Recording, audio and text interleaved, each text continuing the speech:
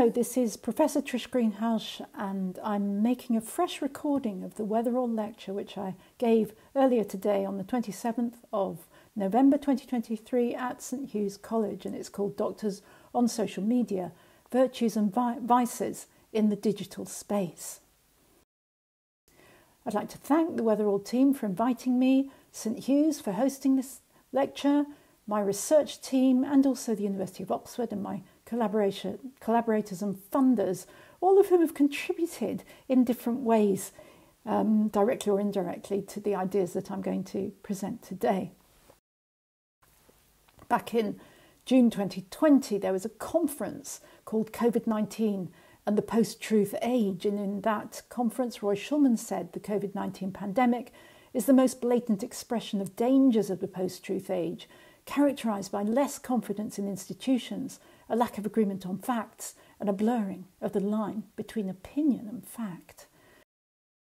And the dictionary definition of post-truth is this: relating to or denoting circumstances in which objective facts are less influential in shaping public opinion than appeals to emotion and personal belief. And if you look at this alternative hierarchy of medical evidence in internet debates, which Dr. Jacqueline from X, now it's called, not Twitter anymore, agreed that I could share with you, you can see that right at the top of that hierarchy of evidence is consensus opinion in a Twitter pylon. Of course, this is tongue-in-cheek, but certainly this is what we're worried about, isn't it? That hang on a minute, what exactly is going on social media, and how on earth can we work out what the truth is? Back in November 2020, it was a great month actually. That was when the results came out, I think, of several effective vaccines, and we realised that there was now going to be a vaccine which was effective and safe, and that we could get it and our relatives could get it, and it's great. And so, of course, immediately President Trump got up and gave a speech and claimed credit for that. I came up with vaccines, Trump said. And later on that day, I subtweeted that quote from Trump, and I said, well, if that's the case, I'm on the front cover of Vogue. 2 hours later, there I am on the cover of Vogue. So what had happened there was a colleague of mine who had a brother who was a graphic designer, asked him to quickly knock up a cover of Vogue with me on it. And you can see he's done that really cleverly. And the point I'm making here, of course, is that there's a lot of very professionally produced stuff out there, but it may not be true. Again, back in the early days of the pandemic, this is early 2020, this graphic was circulating on social media, and you can see how professionally designed it is, how well designed from a graphics point of view. Your health, your life, your choice, face mask safety, know the facts before you wear one, and all these claims that the masks decrease oxygen intake, increase toxin inhalation, shuts down your immune system, increases your risk of catching the virus, scientifically inaccurate and effectiveness not studied. And it didn't take me long to get hold of those graphics and copy them. You can see I've copied exactly the top bit, I just cut and pasted it. And then I've actually put some what I think are more scientifically justified claims. It doesn't have any impact on your oxygen intake, it doesn't increase toxic inhalation, it doesn't damage your immune system, etc., etc., etc. But the point of putting this out is that that first graphic was already circulating to millions of people on social media, and so in order to try and persuade people otherwise, I've got to play the same game as they are playing, and make sure that my version of the graphic circulates just as widely. Now, when we get worried about what happens on social media, we think it's something like this, that honest scientists work away and generate objective truth, which is then distorted by bad people in the media, either mainstream media or social media, and that's what leads to public confusion. But I'm going to try and persuade you that that's not what happens. I want to take you through some of these academic texts which are around the sociology of science and the philosophy of science. And these texts suggest that scientific truth is a bit more complex than many people assume. In fact, when my MSc students line up on day one. The first group assignment we give them is go out of the lecture theatre and go and get a fact. Carefully note the context in which your fact was generated, make your measurements very carefully, then bring your fact back to class and defend it to your classmates. And I can tell you that no fact ever survives the scrutiny of people asking lots of questions about where it came from and how it was measured. This wasn't my idea, it was Steve Woolgar's idea, and Steve based that exercise on some of the work he did with Bruno Latour in this fabulous book, Laboratory Life, where they went in and they did what anthropologists do, really. They studied the laboratory and the scientists in the laboratory as a strange tribe with its own myths and rituals, and they came up with this wonderful finding that some statements made by scientists appeared to their fellow scientists more fact-like than others. And in particular, what other scientists like was pictures. They like diagrams, graphs, tracings. Latour and Woolgar called them inscriptions because they kind of get frozen a bit. Once you get a really good diagram, they come to depict the way things are. An example of that from the pandemic is all those graphs of kind of cases going up and then something that you might do which would flatten the curve. All sorts of things were supposed to flatten the curve, and so we all started talking about flattened curves and things like that. But the graphs were really important in shaping the way we talked about science. Thomas Kuhn, philosopher of science, invented the word paradigm. If he didn't invent it, he used it and popularised it. And what he meant by a paradigm was four things: concepts, theories which link all those concepts together, methods, particular research designs, and instruments. And if you're using the concepts and theories and methods and instruments that I'm also using, then you're probably part of my tribe and you're in my club and we're all both in the same paradigm.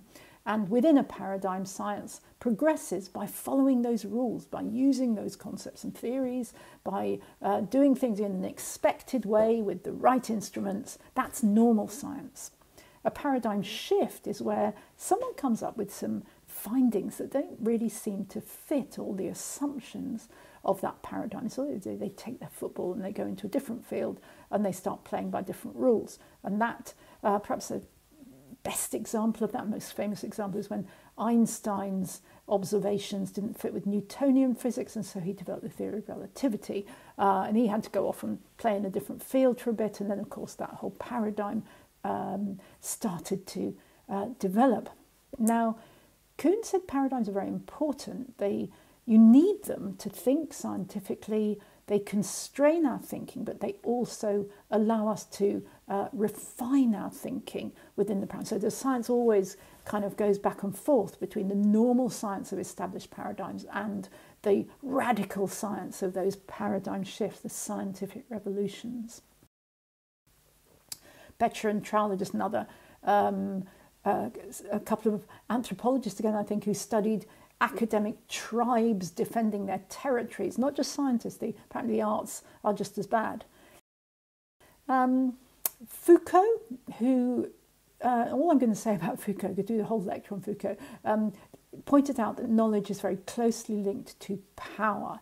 In any given culture, at any given moment, there's always only one episteme, which meant scientific worldview that defines the conditions of possibility of all knowledge, whether expressed in a theory or silently invested in a practice. There's always one dominant group and one dominant discourse. And Bourdieu was expressing that slightly differently when he used the word orthodoxy. Scientific orthodoxy is the dominant view, and heterodoxy is the less dominant view. And as we'll see, it might be correct, it might align with the facts, but people aren't taking any notice of it. Bourdieu also introduced the notion of academic capital, all the stuff that you accumulate when you're a successful scientist, letters after your name, big lectures, books, etc., etc. And so the orthodox scientists tend to have more academic capital, more power, more influence, more sway. So here's another version of that diagram I showed you earlier on, and I think it's more like this. that a scientific tribe which shares a mental model of the way things are, but also has vested interests in existing power and prestige structures, they generate what might be called an in-paradigm truth. Some media run with that truth, other people follow different tribes, and that's why you get so much confusion. So let me give you an example. Back in March 2020, the WHO put out this statement on social media: fact, COVID-19 is not airborne. They were wrong about that, actually. We didn't know that at the time. And not long afterwards, I published this paper in the British Medical Journal suggesting that even though we didn't know yet whether or not this was an airborne virus, there was quite a lot of, shall we say, circumstantial evidence that it might be. And so we should follow the precautionary principle and get people to wear masks. We don't have 100% proof yet. And the thing that got me going on this was a concert that had happened in Amsterdam on the 8th of March 2020. It was Bach's St. John Passion. 130 people developed COVID afterwards. 4 people died. The conductor ended up on intensive care. So it's very dramatic, what we now call a super spreader event. And I remember thinking very early in March, gosh, this is not going well. And I couldn't explain what had happened without thinking something must have been in the air. They didn't all touch the same doorknob there. Maybe it'd be a good idea if people who were going indoors into crowded spaces covered their face to protect them against this. So that was what was happening in March and April 2020. In September 2020, Scott Atlas, President Trump's COVID-19 advisor, put out this tweet. He was absolutely sure that masks didn't work, and he was citing 3 very authoritative sources: the World Health Organization, the Oxford Centre for Evidence-Based Medicine, and the US Centre for Disease Control. Now, I'm pretty sure that none of those groups of esteemed scientists would sign up to the graphic on the left, but because they were expressing major concerns about the quality of evidence, worrying a little bit about the potential harms, that allowed people, the social media anti-mask groups, to be able to say, well, this is our position is supported by these very esteemed scientists. And so, as I've said, we get a lot of public confusion. Now, in March and April 2021, so a year after those early statements, what we've got here is 2 scientific papers. On the left, a living systematic review. It was commissioned by the World Health Organization, paid for by the World Health Organization, and it was undertaken by the Centre for Evidence-Based Medicine here at Oxford, which is sort of coincidence that they were both from Oxford, because actually it could have been from anywhere, really. But I saw this come out, and I put together a group of colleagues because this paper on the left was saying there wasn't really any evidence for airborne transmission, no good evidence, and therefore we shouldn't act. And I'd already been saying for a year that we should act.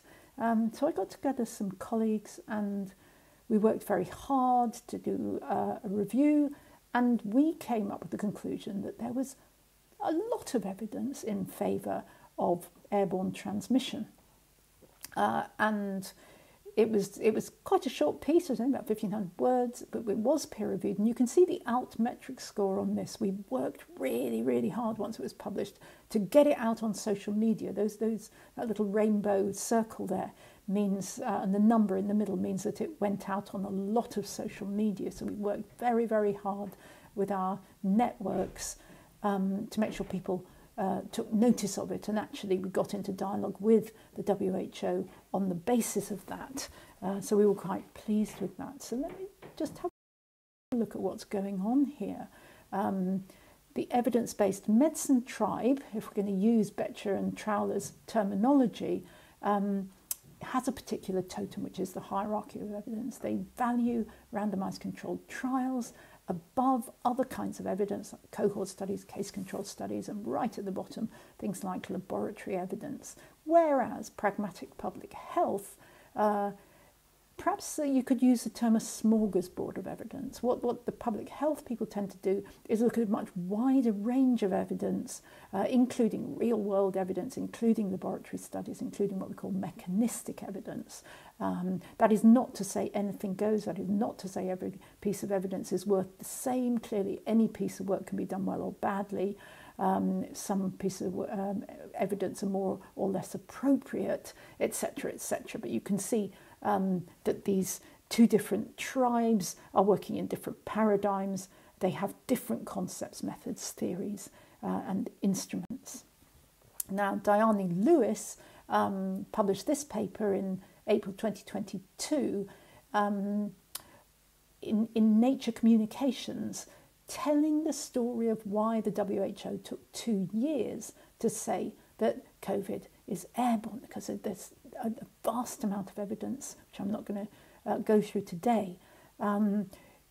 They started off with that tweet, nailing their colours to the mast, saying it's not airborne. They had to sort of dig down into that, really, because otherwise they're going to have to say they were wrong. In July 2020, 237 aerosol scientists from around the world, these are the senior professors who study how things flow in the air, and they offered to help the WHO. They said there is overwhelming evidence of this virus being airborne, but the offer was rejected. And perhaps the reason why was partly because the person who chaired that key WHO committee, which commissioned the Hennigan Review and was a co-author on the Hennigan Review, had a lot of scientific capital tied up into the statement that COVID was not airborne. Come to this year now, in January 2023,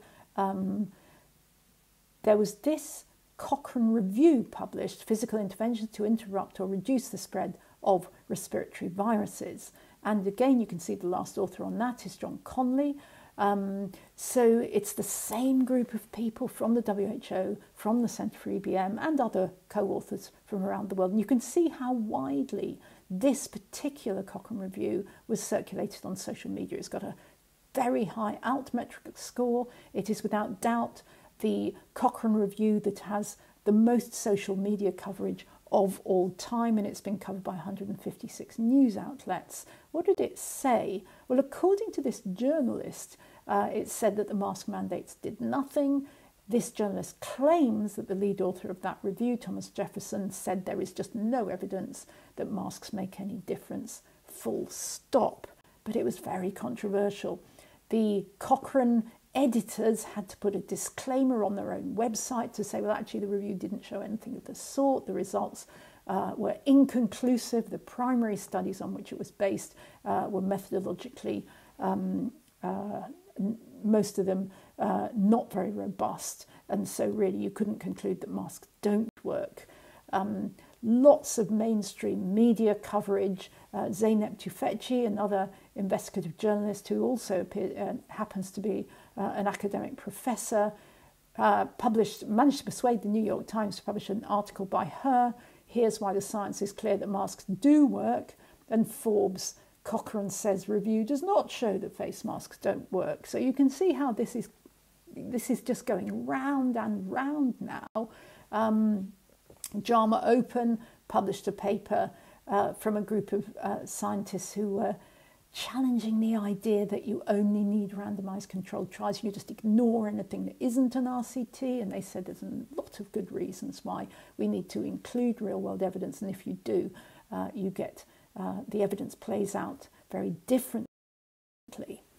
And so if you take what might be called an extreme EBM view on Cochrane, and I think most EBM academics would not take this extreme view, but if you did take that view, you could say, well, we used the best methodology, we had this very large sample of RCTs, which make non-RCT evidence unnecessary, we found no statistically significant differences, therefore masks don't work.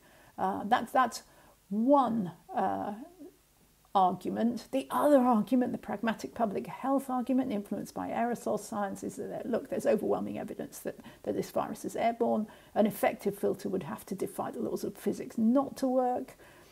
Out of those 78 RCTs, only 3 of them had actually tested masks in COVID-19. The rest were in other interventions and other diseases. And out of those 3, 1 was underpowered. There were major methodological flaws in 2 of them, and the third did show a statistically significant effect. There's a dose-response effect with compliance with masking. So the more people actually wear the masks, the more effect on transmission you can get, and lots of real-world studies. So that was the other alternative argument from the pragmatic public health people. We published this paper around orthodoxy versus heterodoxy. So we studied the sort of link between the knowledge that was generated by these different groups and the powerful positions that they held within the World Health Organization. Let me just take you through this slogan, do your own research, because I think that's really quite an important thing, and it's come out in this post-truth age of the COVID-19 pandemic. I want to flag this fabulous paper by now postdoc Crystal Lee and her colleagues. It's called Viral Visualizations, How Coronavirus Skeptics Use Orthodox Data Practices to Promote Unorthodox Science Online. So what she's saying here is, and if you go back to that Latour and Woolgar paper about inscriptions, about getting a picture out there, it's all about pictures, or not all, but a lot of these things are about getting a really good picture that looks like great science, and then it will become a fact. And so she was studying how pandemic visualizations circulated on social media. And she points out that pro-mask and anti-mask groups often draw drastically different inferences from similar data.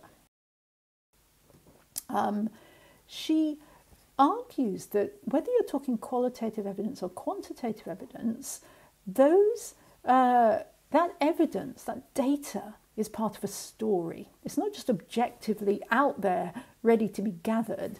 You make a story, you tell a story, and then you kind of fold in the data as part of your story. So what did she do? Well, she did a quantitative study. She looked at over 390 million tweets in the first 7 months of 2020. And she also did a qualitative study, what she called deep hanging out or deep lurking in Facebook groups of anti-maskers. So what did she find? Well, here's some of the visualizations. First of all, on the left, this is this big analysis of millions of tweets, and you can see the really big tweeters on masks are people like Donald Trump, Nicola Sturgeon's there, the CDC are there, the New York Times are there, and what she's doing is showing who is retweeting who and who is following who and who is hitting the like button on who, and some of these are pro-mask and some of them are anti-mask, of course. In the middle panel, you don't need to know the detail of this, but you can see the kind of visualizations that are being put out. And I think you can see that these are quite sophisticated, they're very professional looking. Whether or not they're correct is another matter, but there is no doubt that this is the kind of stuff that you would need quite a lot of training to be able to critique. It's not something that is an obvious lie. And that's the point I want to make, is that someone is putting stuff together in a very sophisticated way. The qualitative work was also quite interesting, because one of the things it demonstrated was this idea that people had to be guided solely by the data. She found that in these Facebook groups, the anti-maskers, one of the things they valued was what they called unmediated access to information, and they privileged personal research and direct reading over expert interpretations. They encourage their followers to make their own graphs, and then they teach them data visualization techniques in order to make professional looking graphs and diagrams. As she says, anti-maskers have deftly used social media to constitute a cultural and discursive arena devoted to addressing the pandemic and its fallout through practices of data literacy. Data literacy is a quintessential criterion for membership within the community they've created. And as she says, as they see it, to counter-visualize is to engage in an act of resistance against everybody else, the stifling influence of central government, big business, liberal academia, and actually in America, where she's based, there's evidence that this is all linked to Christian fundamentalism, challenging evolution, and all sorts of other things. Let me briefly talk you through another phenomenon, related phenomenon, which is doctors as conspiracy entrepreneurs. And I'm going to use an example from Hungary by this book chapter, Lili Terza. And what Lili Terza does is she explores within her own country the emergence of alternative medical experts and conspiratory entrepreneurs. In other words, people who are making some kind of capital from the story that there is a conspiracy. Whether they're making money, whether they're making prestige, is different for each of them. But certainly these alternative medical experts are a thing, and they're quite problematic. So what was happening in Hungary, you had COVID skeptics, people who said, well, it's just a cold or it doesn't exist at all. And that was linked with anti-vax and also anti-mask. But this was being propagated not just by the journalists, but also by medical doctors. In Hungary, it was linked to populism and the Hungarian Prime Minister, and you can read the book chapter to get the details. And then she names a few of these people, which I think is rather brave of her in her book chapter. But to come back to UK, and without mentioning any names, I wrote to the General Medical Council along with other doctors in January of this year to complain because they had refused to investigate a doctor who was, we thought, doing this kind of thing on social media from UK. And the General Medical Council, well, we can't investigate that because it's freedom of speech and it's curtailing scientific debate. And we said, well, hang on a minute, you would be perfectly happy to investigate this person if it was their own patient that they were advising. But what you're saying is they can say what they like on social media because it's not their own patient. And we said, no, sorry, you are acting as an analog regulator in a digital world. You have to get a grip. You have to take responsibility for regulating the behaviour of doctors on social media. And we set out some criteria that the GMC might want to take account of when asking themselves, well, is this contribution to scientific debate, or is it just picking up on a conspiracy? And we pointed out that these medically qualified celebrity influencers have millions and millions of followers, or they have a reach of millions. They might have 500,000 followers, but then people will then pass on to other people who are not a direct follower, and they'll also put clips on other media, and so something that's put out on Twitter ends up on Facebook or whatever.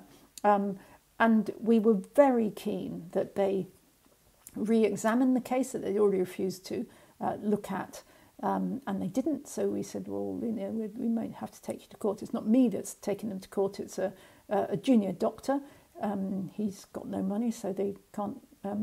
He's actually got a cost cap now, so that he won't lose any money on this, and it will be going to court quite soon, early next year. So the judicial review granted just last week said permission to apply for judicial review is granted, so that means that it goes to court, and the GMC's decision not to investigate is going to be challenged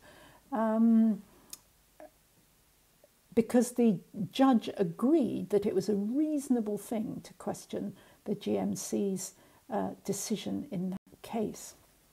So just to summarise the discussion points that we did have a discussion on earlier on today: scientists operate within shared mental models which may serve to perpetuate flawed thinking, that medical orthodoxy is hard to challenge because of the link between knowledge and power, that social media networks select the version or versions of science which best align with their own partisan narrative, that false narratives can be very persuasive because of sophisticated data visualization techniques, and the extended reach from conspiracy entrepreneurs, some of whom are doctors.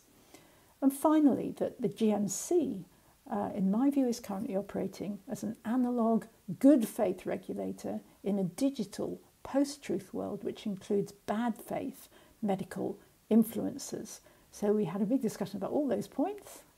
And now I'd like to thank you for your attention, and maybe see you on social media. Thank you very much.